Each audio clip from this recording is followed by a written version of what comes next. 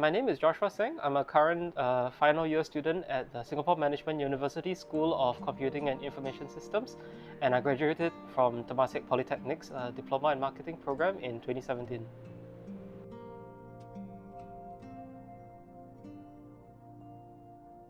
I actually have a vision impairment. I was diagnosed with congenital glaucoma at the age of 7, and throughout my life, I've been losing vision slowly over time. And when I was about 16, so right before I started studying at Temasek Polytechnic, that's when I lost a significant portion of my eyesight, and that was the point of no return, where after that I really couldn't see anymore. I couldn't read, I couldn't write, and I had to make a lot of adjustments. So actually my dream course was to do communication and media management at Temasek Polytechnic, but that wasn't going to work if I couldn't see, and so I decided to pivot and change my course selection and decided to pursue a diploma in marketing. So actually, I originally wanted to do media, but turns out, life has a funny way of changing what you plan for, and so that's how I started with my diploma in marketing.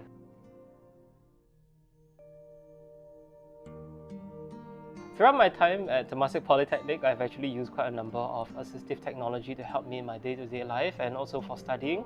So for example, this is my phone, and if I were to turn it on, you can hear it talk, and that is what's called a screen reader. So it's reading what's on the screen of my phone. So if I were to turn off the screen, it says Thursday, August 19, 11:28 a.m. Oh wait, sorry, 11:20 a.m. So yeah, so that's how I'm able to interact with a lot of my course materials and stuff online. I have the same kind of program on my laptop, and I, am able to interact with anything that has text descriptions on them. So this allows me to do my reports, allows me to work, allows me to access the internet, and all that stuff.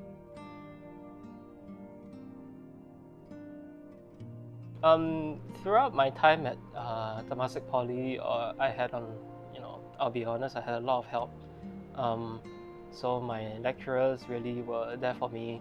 There were also external organizations that intervened to help me guide along the way. So there were charities like Guide Dogs Singapore, which taught me how to walk around the school, and IT2 Prep House, which taught me how to use the assistive technology like what I just showed you.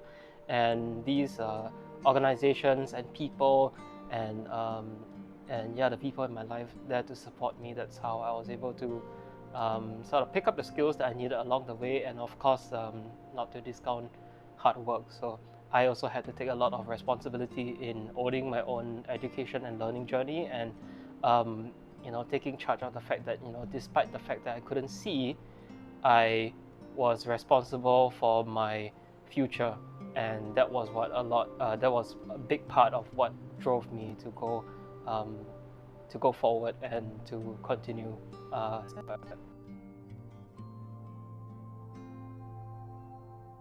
Okay, so of course, because I can't see, there's going to be a few things that I can't do.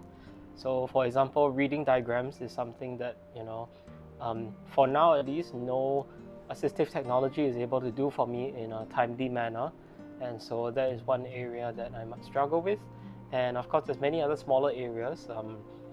In particular, socializing when you can't see can be quite a big challenge, because as they say, 70 to 80% of your social interactions are based off non-verbal cues. And so navigating these kinds of social interactions, especially this sort of remote work and online situation that we're dealing with right now, can be challenging. But of course, you can always learn and adapt. I think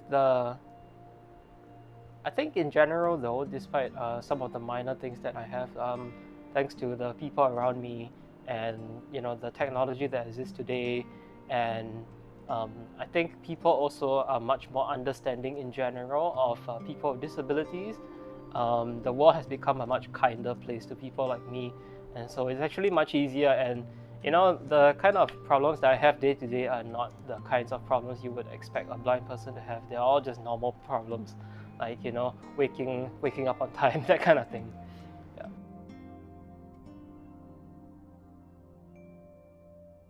So over the past sort of 6 to 7 years that I have been, you know, functionally vision impaired, um, uh, you know, I've realized that Singaporeans have become much more accepting of people with vision impairments, but there's still a long way to go. Still a lot of misunderstanding, um, and I think while people are really, and I think people have really good intentions, but not everyone understands the kinds of needs that people with vision impairments have. So there's a huge opportunity to educate the public about people like me, and also given that I was, you know, kind of fortunate enough to have a lot of the resources that I had across my learning journey, I you know, want to tell people who are in similar positions to me about the kind of opportunities and mindset that you can have in order to progress and work your way up and, you know, improve your life situation. And so that's why I've been doing a lot of speaking and advocating for people with disabilities, because I think this is a big area that really needs a lot of work, but I'm quite hopeful for the future, especially with people speaking up. And I think now is a better time than any to be able to speak up because of the tools that we have with online communication.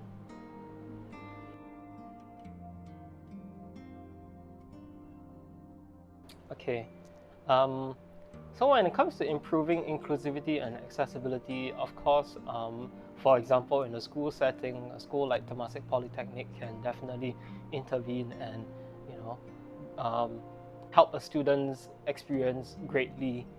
That was my experience, and Temasek Poly was very supportive. So, for example, the disability services team, at that time they were called special education needs, I think.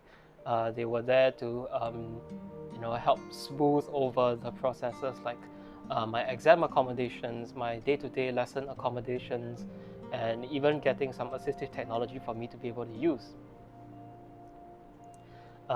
Lecturers also play a huge part in this process. Of course, you know, the role of an educator, I think, is not as simple as it used to be. It's not just about going to class, standing in front of a classroom and teaching.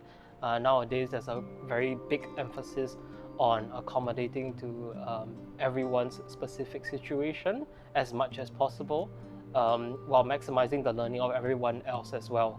So I think the role of an educator is really important. Not that it wasn't important before, but it's going to be more complex and crucial than ever. And of course, I think um, sorry, not of course, but most importantly, I think one area that a lot of people overlook is the role of people with disabilities themselves to advocate for ourselves. So one thing that I had to learn to do across my time at Temasek Polytechnic, and now that I'm a student at SMU, I continue to do it as well, is you know, reach out to my lecturers and talk to them and figure out how they can help me, and tell them about what I can do and what I can't do, and, you know, establish to them like, hey, you know, I'm here to learn, and I want to make this a good relationship between you, the educator, and me. And the same thing would be done, of course, with the organization, whether it's your school or even a future employer.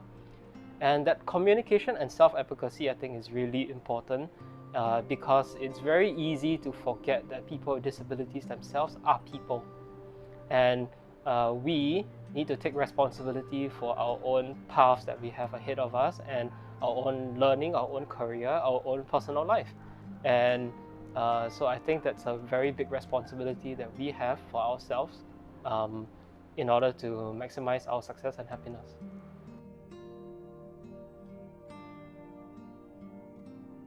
You know, there's a lot that Singapore can do to become a more inclusive society.